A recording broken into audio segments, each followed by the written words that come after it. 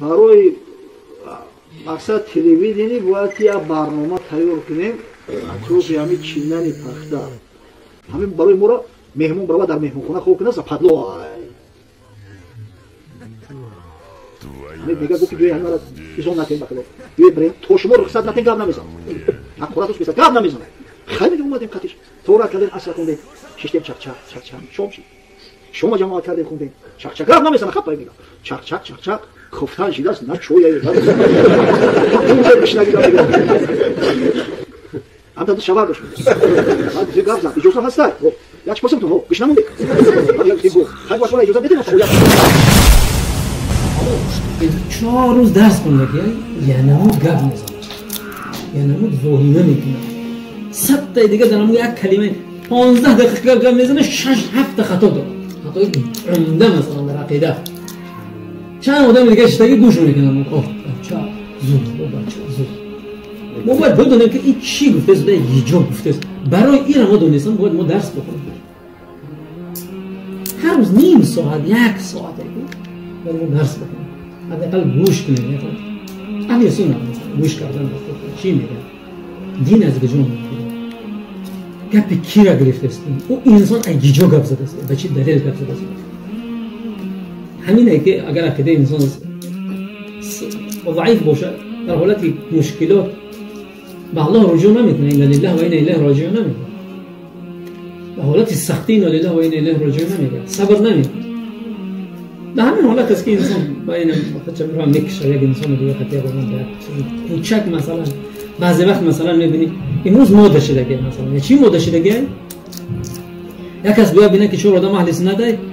اهل عقیده اهل سنت هیچ خبر نداره سر میکنه همه را تکفیر کردن گویا را بگویش که باید چیه برادر دین اسلام ما مرتد تکفیر میکنیم ما کافر تکفیر میکنیم ما جهمی را تکفیر میکنیم ما قدریه و قلات قدریه تکفیر اینا را تکفیر میکنیم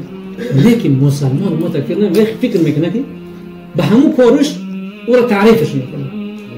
معلومه که جاهله او هیچ کتاب عقیده خوندگی نیست مثلا شرح خوندگی نیست یگانش خوندگی نیست به همین چیز میتونه چند آدم جاهلی دیگر رو چیکار بکنن من نزدیکی یک آدم فتشش نیم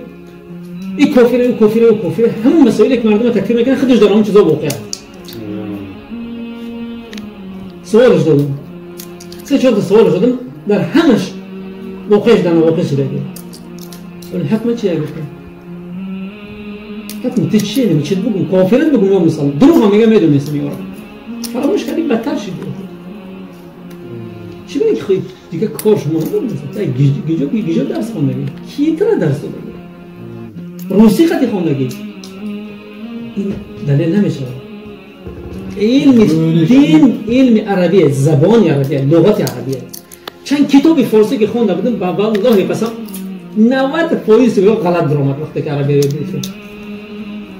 یک کتاب یک چیز عربی روی کردم من عربی نمیسگی روسی اینم یک کار سماع روی کرد روسی پیروات کرده خوندم با ترجمه کردم ترجمه نود هیچ دیگه چیز گفتن برای همین روی کردم ترجمه خطا کرده بود فهرست سخت شده باشه که مثل خوارج رفته گفت اکثر چه پیرواد روسی میخونند بله باور کنید من خودم یک داغستانی در ترکیه خوردم همین خیلی عقیده‌اش هم کردم یک دلیل از قرآن بیارم وقالت الاعراب آمنا قل لم تؤمنوا ولكن قولوا اسلمنا ما قدام شنو ترجمه کن ترجمه وقت میگم همین معنی مرا نمیفهم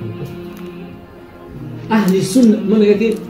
فتاوی ابن تیمیه رو خوندم خب فتاوی ابن تیمیه همین گپ او رو واقعا نشون دادم عربی میخونم باشه پیروز این ابن تیمیه همین گپ محمد ابن عبد الوهاب همین گپ ابن تیمیه اتفاق اهل سنت و جماعت را ذکر کرده اتفاق اهل سنت بله در یک حالت ما عقیده انسان جستجو میکنیم در حالتی که در بین صوفیه باشه در حالتی که در بین مرجئه ها باشه در حالتی که در بین شیعه ها باشه در این حالت در بین اهل سنت و جماعت باشه این خوب نیست